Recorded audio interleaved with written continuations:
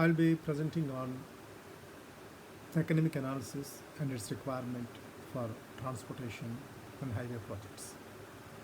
Economic analysis is the one which can be visualized like as a transition between engineering and implementations of the deliverables of the design.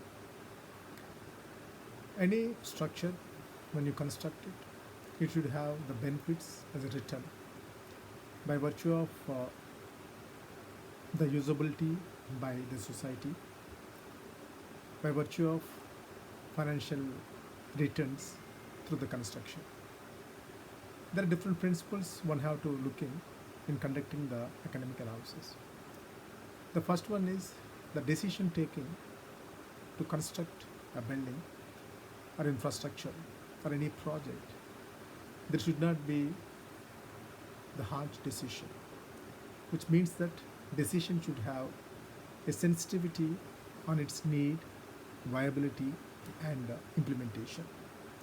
No harsh decision should be taken up.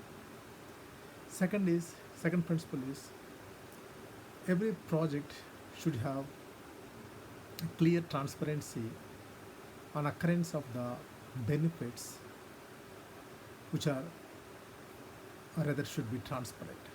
The benefits of the project should be transparently deliverable, deliberately visualized by the net users or by the government. The second principle, that there should be transparency.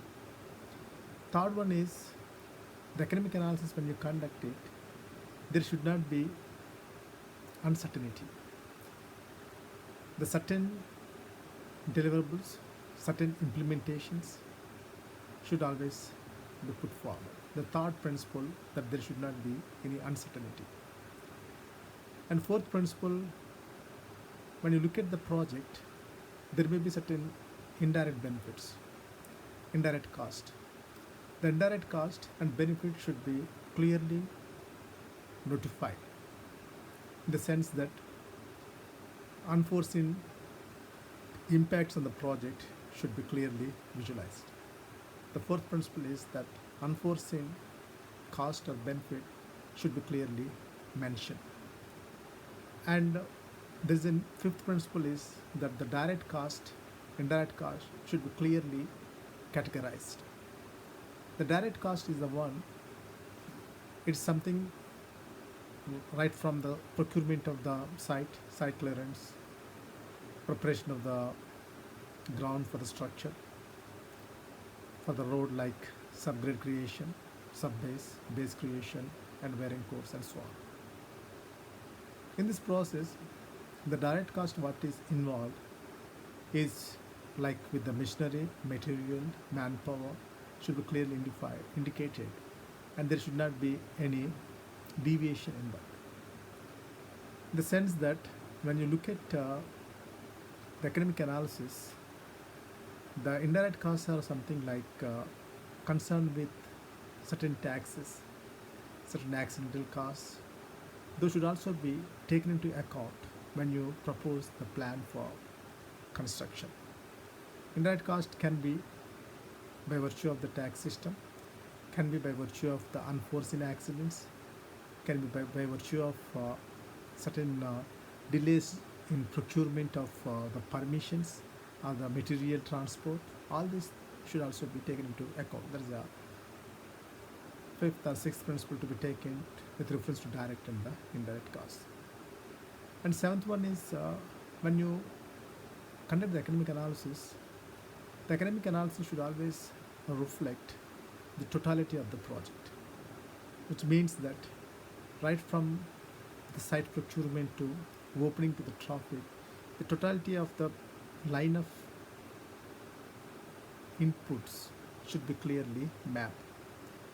This is the area where you have to look at that you must know how to develop the cash flow diagram, and that can give us a clear idea that when the investor can get the return, when the investor will be in non-implementation should be clearly visualized. There is second There's a seventh principle, one you have to keep it in the mind. And eighth principle is there should be appraisal in the project. The appraisal should clearly track or follow what was done in the cash flow diagram. The shadow appraisal, which acts like a real image on the project, when you see the shadow appraisal, it should clearly indicate the project, how it is transitioning, and if there are certain deficiencies, how it is getting affected should also be visualized. So there is another principle, that the eighth principle is that the shadow appraisal should always be taken into account. And ninth principle is the environmental clearances, the academic viabilities, the social impacts, the demographic benefits should always be clearly mentioned when you conduct the academic analysis. So all the secondary sources, the primary source of information what is connected with the project should always be clearly mentioned. The projection system should be scientific.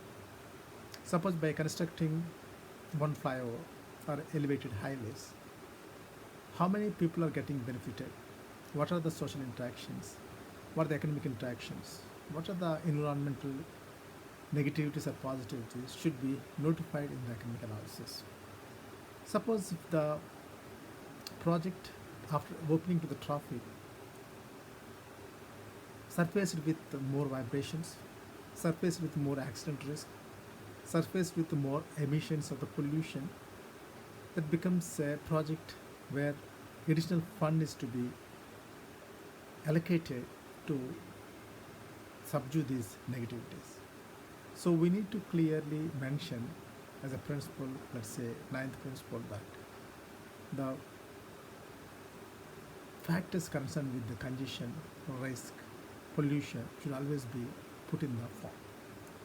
And last one is like when you look at the academic principles in the highway projects, the project completion time, the project implementation time should always be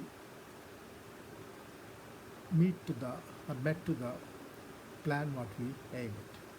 These are the 10 principles you need to look into the consideration when you construct any project and conduct academic analysis.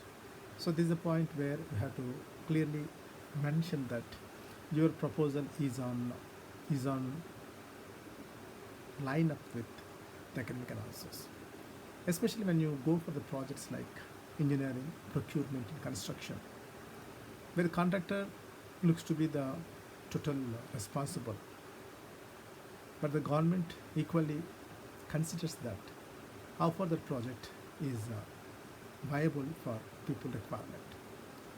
There are certain projects in the government schemes where the bridges get constructed with a larger linear waterways, and in the history such a linear waterway is never in use. Similarly, the depth of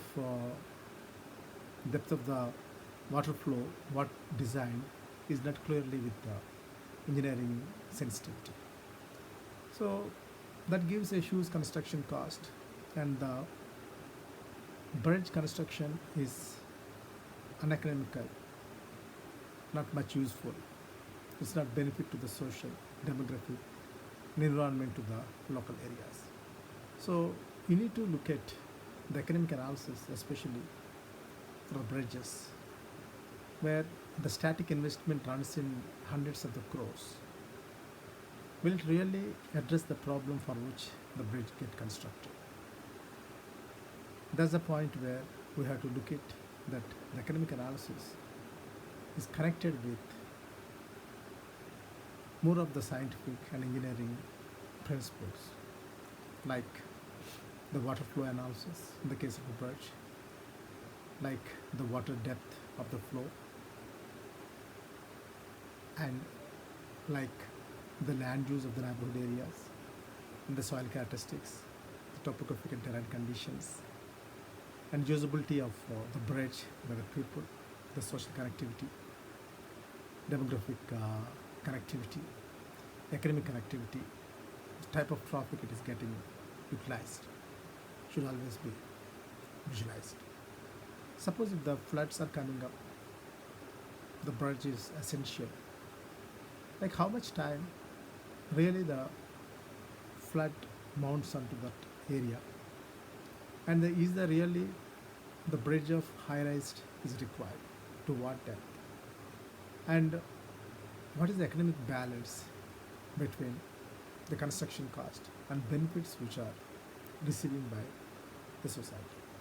So these are the issues which you have to keep in mind when you study the economic analysis tagged with the principles of the economic analysis. You have certain topics like the introduction to the economic analysis, like the cost benefit ratios, and there is a topic by name cash flow diagrams, and how do you value the money, how do you value true value of the money, how do you consider, these are the issues which you have some of the topics in the consideration. When you look at the true value to the money, suppose you're investing, let's say 1.5 crore per kilometer for constructing a road per lane. Suppose you are constructing 100 kilometers, 200 kilometers, where you are investing more than 4 to 500 crores. Can that value be returned? If it is so, at what time you are going to get return? Similarly, you are proposing to create a lane discipline, tracking of the traffic characteristics like the speed violations, illegal parking, and risky travel. By investing certain money as ITS project, Intelligent Transport System project, will that money really will have the true value? True value in the sense that the benefit and investing the money should be useful, should safeguard the society and the road users. As I told you that the bridge construction, for the sake of converting to the long span bridges, many of the bridges are getting constructed, especially in the rural sector, especially in the interstate borders. The bridges are getting constructed with a view that, with the explanation that they are going to get the huge taxes, toll tax, and construct the bridges, and never that much tax returned to them. So the true value of investing 10 crores, 20 crores, 30 crores in a bridge instead of constructing short span bridges, underpasses, bridge, or like a bridge of the low level is sufficient, but construction went for high rise without giving a true value to the money. The same case happens when you look at the elevated highway in Hyderabad, look at the outer ring road, look at the radial roads. Most of the roads are underutilized than what it's supposed to. They might be forecasting that the return may come within 15 years. It's not even reached even 20 years. And similarly, when you look at the MRTS, this metro project getting extended over a lease time, right from 25 to 50 years. And sometimes even the length of the metro is getting extended. And the footprints where there is no scientific entity on fixing the route of the metro. Is the metro really for serving to the society like human settlements? Is it metro for academic deliverables? Is a metro for social sustainability and environmental sustainability? When you do the economic analysis for this sort of projects, when you look at the way the metro alignment is fixed, It is a project good for it is a project good for goods transport. It is a project good for the freight transport than the demand coverage of the people. And the same metro can be useful to the people when you connect from door to door unified ticketing system and picking up with more by the intermediate transport and get connected to the metro. The usability of the metro should be enhanced and it should be a service sector, not a business sector. The same metro line can be used for the freight as a business sector, for the business sector. When it comes to the people, it should be the service sector.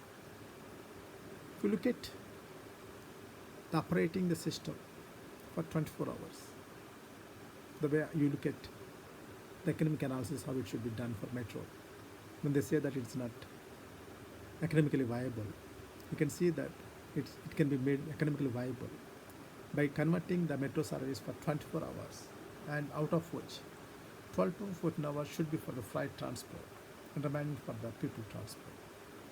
And what are the benefits you get from the freight transport should be extended for facilitating the access to the commuters from door to door. So this sort of analysis should be conducted when you see the economics, whether it is for the welfare of the society or is it for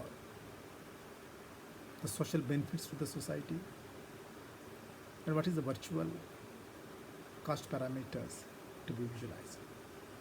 Just I would like to say introduce few terminologies like the West charge, which means that for the sake of a project, we invest some money. Imagine that that invested money will be taken as a assurance or surety to reach the ultimate goal. Suppose if the metro is getting utilized for freight transport in the night time and get a lot of benefit, out of which 10 to 20% is invested for access to the people from door to door.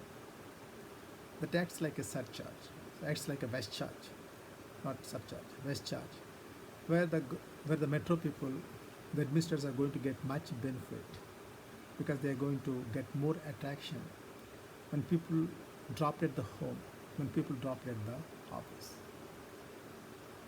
If you see the same West charge, the metro people try to implement by investing certain money through advertisements, through shopping centers, through certain multiplex theaters within their campuses, near the shops, food courts, and so on. If you look at these things, they have invested certain money as a West charge, with expected that the ultimate objective of commuter convenience for shopping, convenience to travel get enhanced. But the negativity of that issue is that if the people are not encouraged, they travel from home to work spot directly. The amount what you put as a West charge will not be realized. The assurance what you get cannot be ensured. So that's the meaning of the West charge, which you get as a one terminology. Next is the social cost. When people are traveling on a road and the pollutants are getting influenced and their lung capacity get affected, allergies are formed, and congestion, delay in the travel time, the psychological strains. These are all the social costs which you need to look at it. By constructing a unified traffic mobility, lane discipline, and optimal utilization of network, and land use proper convergence so that the people may not travel longer distances. These are the social benefits when you make a proper design in the engineering. The social cost is the one which you can look at, that It is the cost related to the society by virtue of facilitating a mode of travel, a link of travel, or a road system. So we need to look at like against what social cost the highway projects are implemented. When it's not much useful to the society, it turns to be the social cost. Similarly, the welfare economics. When the government gives a lot of facilities to the people as a welfare, probably like free travel to the students, like free provisions to the dwellers, like concessional travel to the road users, like safeguarding their travel with safety promoting gadgets along the road, dropping the people from to the home to the offices from home and dropping back to the home. These are the some of the measures what we take as a part of the welfare economics. So we need to study like the benefits what you get, which are monetarily can be tracked upon, which are non-monetarily should be tracked upon. Must give a reflection in such a manner that the economic analysis considers the West charge, considers the social cost, considers the welfare economics, considers the opportunity cost into account in developing. The opportunity cost is the one where competition takes place in the mode of the travel from end to the end. And if the metro can give us per kilometer of the travel from home to the office and in between the travel at the price of let's say 80 paisa per kilometer or 1 rupee per kilometer, and if you travel by 1.2 rupees per kilometer with the same facility by your private vehicle, then people prefer to travel by 80 paisa per kilometer or 1 rupee per kilometer as opportunity cost. So we need to see the benefits what you get by creating more opportunities, and the realization is the benefit to the society. Then you can see that the opportunity cost in the reduction of the spending of the money is considered to be more economic, more economic. So these are the few points which I would like to say as a part of the economic analysis. The terminologies what you get, like the West charge, like the welfare economics, like the social cost, like the opportunity cost, and so on. And finally, I would like to convey to you that when you conduct the academic analysis, you need to quickly draw out the cost benefit elements. The cash flow diagram comprising a horizontal line separating the upward with the, let's say, cost input, downward is with the benefits.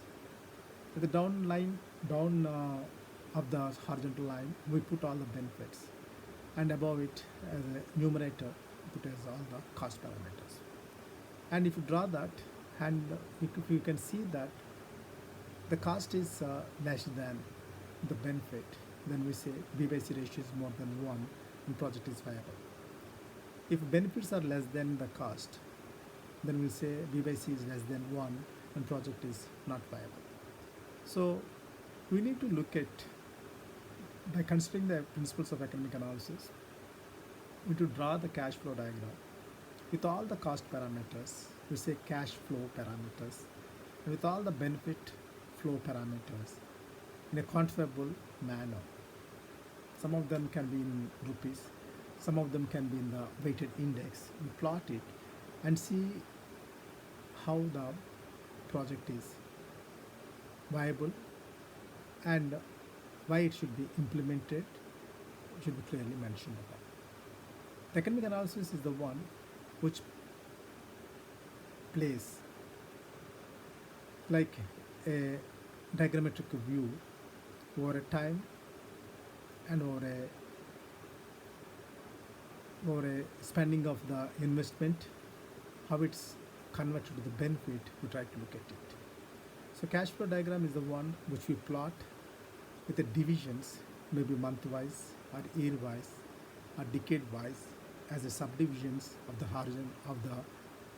horizontal line, and input as the verticals, like the cash inflow or benefit outflow with the arrow mark from the vertical lines, and see the project how it is economically viable. So suppose if a project is constructing for 24 months, so try to draw the cash flow diagram from 0 month to 24 months. All the cost input is going to be placed at 0 month, 1 month, 2 months, up to 24 months. And benefits will be plotted. Maybe you may get some projects at intermediate level, or you may get from right from the starting of the project, or you may get from at the end of the project. So we need to plot the cash flow diagram with all cost inflow, benefit outflow, the quantifiable manner. So most of the elements are concerned with the money, time and money. Some of them may be concerned with time and societal benefits. We call it as a shadow price, or we call it as a non-monetary benefits. So we need to weigh them even non-monetary, both in cost inflow and benefit outflow. Or if there is no non-monetary in the cash cost inflow, then benefit outflow can be as add-on as a non-monetary benefit by constructing or implementing that project. Suppose if you look at the pollution, when you consider be deconcentrated, and if the pollution is deconcentration is not quantifiable, for example by virtue of cash inflow, like the cost of the benefit inputting that equipment is not much to be considered, but the benefits are going to be for decades together. So we need to look at how much benefit we are going to get it by non-monetary benefit, and sometimes you can connect them with health checkups and its reduction. For example, when you look at the corona outbreak, many of the times normally we used to visit the hospitals every month or every 6 months, but now people are not going for their health checkups. People are going for the medication other than attending to the regulations of the corona, which clearly indicates that in the academic analysis or in the opportunity analysis or social benefit and cost analysis, one, the disaster, keeping away from the minor disasters which we get in the health hazards. So here the point of concern is the intensity of the outbreak is dominating the minor intensities what we get from the health hazards. So in the academic analysis also, this sort of concept should be taken into account. When you see the accident cost and the pollution cost, the accident cost is the real disaster which can occur at the spot, and pollution cost is also the real disaster but occurrence over a time at a longer range.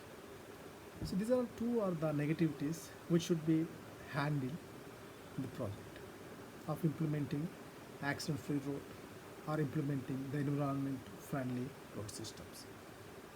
Likewise, it also happens in the social disasters, in the academic disasters. I told you the social disaster, the corona.